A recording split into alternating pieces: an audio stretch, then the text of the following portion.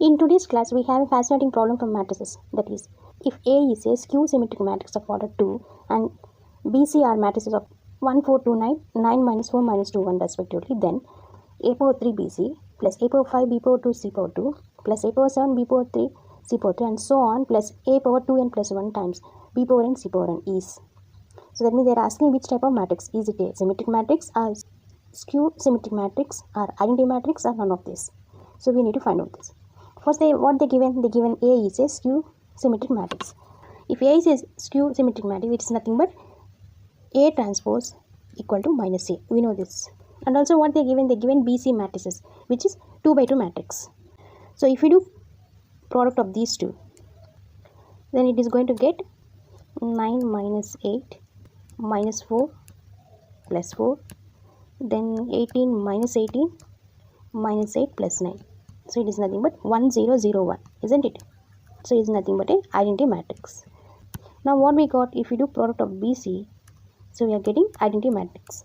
If we do square on both sides, so then it is going to be B power 2 C power 2, that is equal to I power 2. Identity matrix, if you multiply how many times also, you will get only identity matrix. That's why I power 2, we can write this as I. Similarly, if you do cube on both sides, so that means B raised to power of 3 C raised to power of 3, we are going to get only I. So if we take up to so on n, so B raised to power of n, C raised to power of n also, we are going to get only identity matrix. So what they given A raised to power of 3 BC. So let's take this long equation. A raised to power of 3 BC plus A raised to power of 5 B power 2 C power 2 plus A raised to power of 7 B power 3 C power 3 plus and so on plus A raised to power of 2n plus 1 times B raised to power of n C raised to power of n.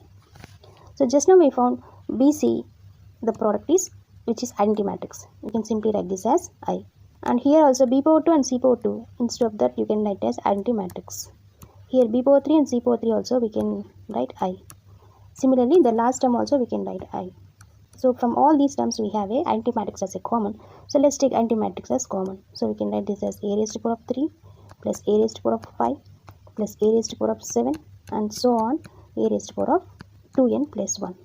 So this whole expression we can write it as I times summation of A raised to power of 2n plus 1, isn't it? So this A raised to power of 2n plus 1, we can write this as A raised to power of 2n times A. If you take it A into front side, then it is going to be A times I summation A raised to power of 2n. We got this AI times summation A raised to power of 2n. Just name it this as a capital S. We got a set which is A times I summation A raised to power of 2n. Now observe the A. The given A is a skew symmetric matrix. It is nothing but it is in the form of A equal to 0A minus A 0, isn't it? So if we do A square, that means if we do product of A times A, we are going to get minus A power 2 0 0 minus A power 2. If you take minus A power 2 as common, so then you are going to get 1 0 0 1. So if we do A power 2, what we are getting minus A power 2 identity matrix, isn't it? So same like that, if you do A power 3, so then also we are going to get minus A power 3 times identity matrix, isn't it? Similarly, if we continue, if we do A raised to power of 2n, then it is going to be minus A raised to power of 2n identity matrix. Here minus A raised to power of 2n is just a real number. It becomes a scalar. We can write this as a k. If we take summation here, so then we are going to get real number. You just name it this as k. So A times I, the summation of A raised to power 2n is just a real number. You just name it this as k. We get here k times A. So finally our set S, we got KA. A is a skew symmetric matrix. A transpose equal to minus A.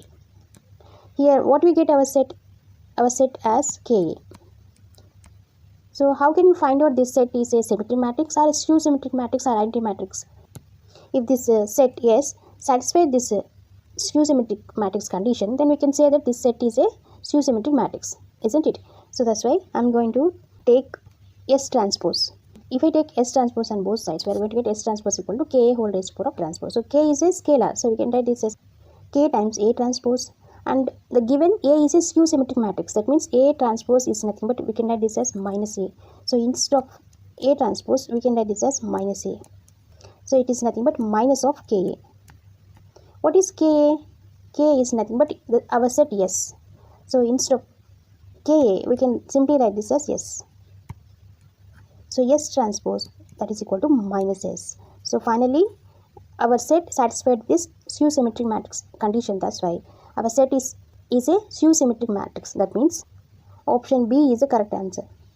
If you like this content, please like, share, subscribe to my channel. Thank you for watching.